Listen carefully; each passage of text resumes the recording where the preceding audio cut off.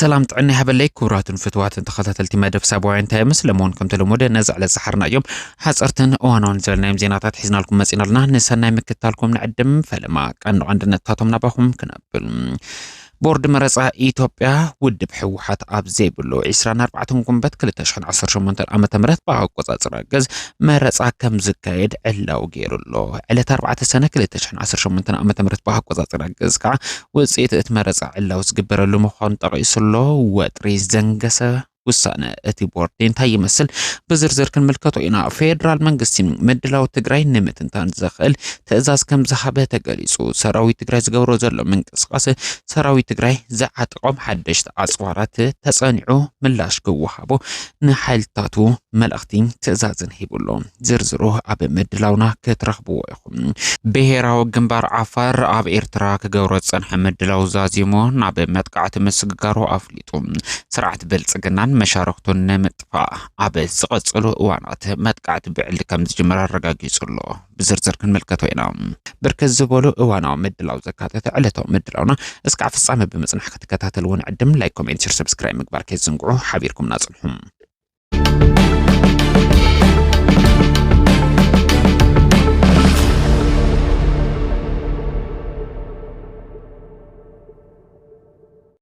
دايركتور بروجرام مجب على بإثيوبيا منيستر زلاتان ميليسيج محبر ردي تقرأ بالرقاف تتكالو بالتسالط وزلا مدبات محوي من نبابرو معباي تسعوارين تزتكور عدة مكير جميرو محبر ردي تقرأ أبي ورد راي عزبو بفلا أبي طابيات قعب زكاير زلو مدبات فلا ما يمعلت عدة زتخايد خوينو حدش زتخانس وسرعات مسنو حبرت سرح محبرات زرقي كم اون حرستوت فريات سرناي كلاستر دخاسي سوملو از مدب محبر ردي تقرأ بدقاف محبر بروجرام مجب علمه ناي زكايدو زلو مدبات محوي من نبابرون معباي تتصاورينتن اكال خوينو كاب مدحن هيوت ناب هيوت زغيرو تبقسطات رؤي لوط يقبر كم زلو ون نمعزاب تخايلو لهم اتعدت تكال مجب علم نتستجمره زقصل زلو نزيادة سرحتي صلوا بزلو اقباب حبريتات زرخبلو دولي FPP هيوت حزب تقرأ نملوات نزقورو زلو توفاينت عبي مسغانا زقربلو كم زخونه كاب تكال ترخب حبريتا يملختم أب حلف سلست عوارح زتفصمو 84 كبرتن قللتن جبنات ناب حقي قريبم ايد بايد زتتحازو 19 جبرنيات دما فرد توهيبوم كبل بصحفه بوليس كتم عدغرات قليصو أب قدماي ربع عامت 2018 عامه مرته أب كتم عدغرات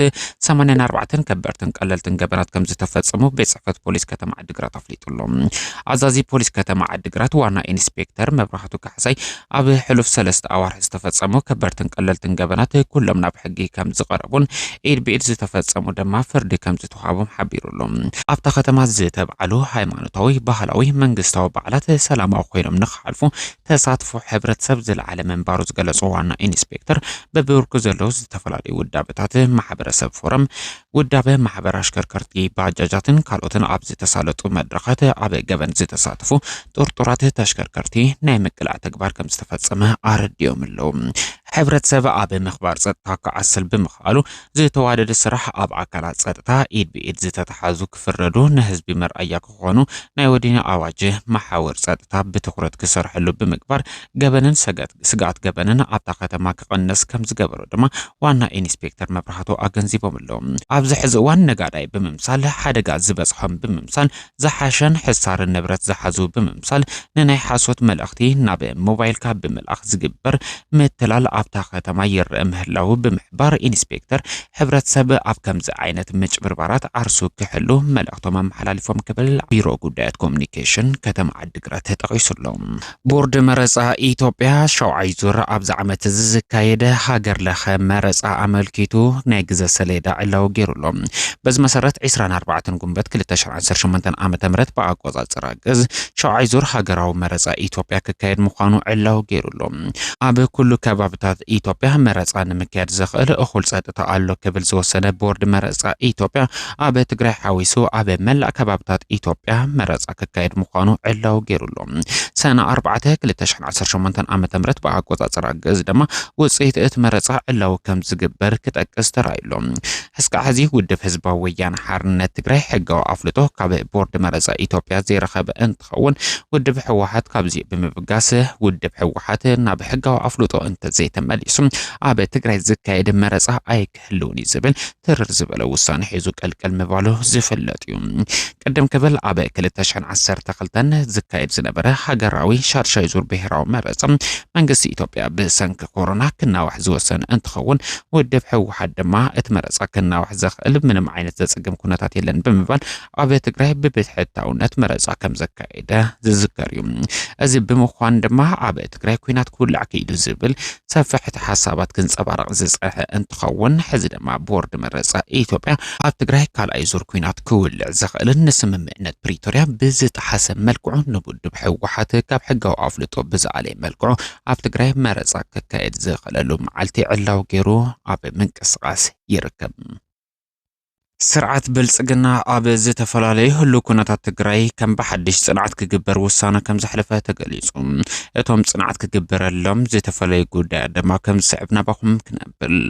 ኣብ መንጎ ህዝብን ውድብ ሕወሓትን ዘሎ ርክብ ወይ ከዓ ዝምድና ከመይ ዝብል ነገር ክጽናዕ ትእዛዝ ተዋሂቡሎም ኣብ መንጎ ህዝብን ሰራዊትን ዘሎ ዝምድና ብፍላይ ድማ ካብ ክፍለ ሰራዊት ንታሕቲ ከመይ ኣሎ ዝብል ጉዳይ እውን ክምርመርን ክጽናዕን ውሳነ ከም ዝተሓላለፈ ተገሊጹሎም ኩነታት እንተ ተፈጢሩ ህዝቢ ንሰራዊት ደጀን ክኸውን ዲን ዝብል ሕቶውን ምላሽ ክህብ ዝኽእል ጽንዓት ክግበር እውን ስርዓት ብልጽግና ኣብ ትግራይ ንዘለዎ መጋበሬታቱ ትእዛዝ ከም ዝሃበ እዩ ዝተገለጸ ምስ ኤርትራን ትግራይን ዘሎ ርክብ እውን በየናይ መንገዲ ህዝቢ ይድግፈሉ ዶ ይቃወመሉ ንዝብል ጉዳይ ብሰፊሑ ክጽናዕ ካብ ዝተዋሃቡ ትእዛዛት እቲ ሓደ ምዃኑ ተገሊጹሎ መንግስቲ ፌደራል ምስ ዕጡቃት ፋኖ ክገብሮ ዝኽእል ናይ ሰላም ድርድር ኣብ ውሽጢ ሕወሓትን ህዝቢ ትግራይን ፈጥሮ ዝኽእል ስምዒት ከመይ ከም ዝኾነ እውን ብዕምቀት ክጽናዕ መምርሒ ከም ዝተዋሃበ ተገሊጹሎ ሰራዊት ትግራይ ዝተዓጥቆም ሓደሽቲ ዕጥቅታት እንታይ ከም ዝኾኑ ክጽናዕን ካበይ ከም ዝመጹ መን ከም ዘቕረበሎም ንዝብል ሕቶታት ዝምልሽ ኣዝዩ ፍልይ ዝበለ መጽናዕት ክግበር እውን መምርሒ ከም ዝተዋሃበ እዩ ዝተገለጸ በብኸባቢኡ ናይ ምልሻ ምልመላ ኣለዶ ንዝብል ሕቶ እውን ምላሽ ዝህብ መጽናዕት ክግበር ከም ዝግባእ ዝጠቐሰ እቲ ጸብጻብ ካብዚ ብተወሳኺ ምልሻይ ምልመል እንተሃልዩ መመልመሊ ረውቃሒ እንታይ ከም ዝኾነን በዝሒ ዝጥለብ ምልሻ ክንደይ እዩ ኣድላይነትኸ እንታይ እዩ ንዝብል ሕቶ እውን ምላሽ ክህብ ዝኽእል ምርመራን መጽናዕትን ክግበር መምርሒ ከም ዝተዋሃበ እዩ ዝተገለጸ እቲ ኣብ ትግራይ ዝወሃብ ዘሎ ወተሃደራዊ ስልጠና ዕላምኡ እንታይ እዩ ዝብል ነገር እውን ክጽናዕ ከም ዝግባእ ትእዛዝ ዝሃበ መንግስቲ ፌደራል መንግስቲ ትግራይ ዝገብሮ ዘሎ ወተሃደራዊ ስልጠናታት ንምጥቃዕ ድዩ ወይ ከዓ ንምክልኻል ዝብል ጉዳይ ብፍሉይ ተጸኒዑ ንፌደራል መንግስቲ ብህጹጽ ምላሽ ክወሃብ ኣብ ትግራይ ንዝርከቡ ኣባላት ድሕንነቱን መጋበሬታቱን ትእዛዝ ከም ዝሃበ እዩ ዝበጽሐና ሓበሬታ ዘመላኽት አንጻር ብልጽግናን መሻርክቱን ናብ መጥቃዕትን ምስጋር ሙሉእ ምድላው ከም ዝዛዘመ ብሄራዊ ግንባር ዓፋር ገሊጹ ብሄራዊ ግንባር ዓፋር ካብ ምድላው ናብ መጥቃዕቲ ምስጋሩ ዕላው ገይሩሎ አንጻር ስርዓት ብልጽግና ዕጥቃዊ ቃልሲ ንምክያድ ቅድመ ዓመት ናብ በረኻ ዝወፀ ዕጡቕ ምድላው ከም ዝወገነ እዩ ዘረጋገጸ መሬት ዓፋር ብስርዓት ብልጽግና ንኹናትን ጥፍኣትን ይዳለወሉ ዝበለ እቲ ምንቅስቓስ ውሕስነት ዓፋር ንምርጋጽ ካብ ምድላው ናብ መጥቃዕቲ ተሰጋጊረ ክብል ኣብ ዝዘርግሖ መግለጺ ጠቒሱሎ እቲ መግለጺ ወሲኹ ኣብ ክልል ዓፋር ዝንቀሳቐሱ ሓራ መሬት ብዝብል ስያመ ዝፍለጡ ዕጡቃት ተጋሩ መሊኦም ካብ መሬት ዓፋር ክወጹ ኣጠንቂቑሎም ብመንግስቲ ስርዓት ብልጽግና ኣብ ክልል ዓፋር ዝተወደቡ ዕጡቃት ተጋሩ ካብ ዓፋር ክለቁ ብተደጋጋሚ እቲ ግንባር ምሕታቱ ዝፍለጥ እንትኸውን ኣብቲ ናይ ሕዚ መጥቃዕቲ ዝጅምረሉ ምንቅስቓስ ካብ መሬት ዓፋር መሊኦም ክወጹ ኣጠንቂቑሎም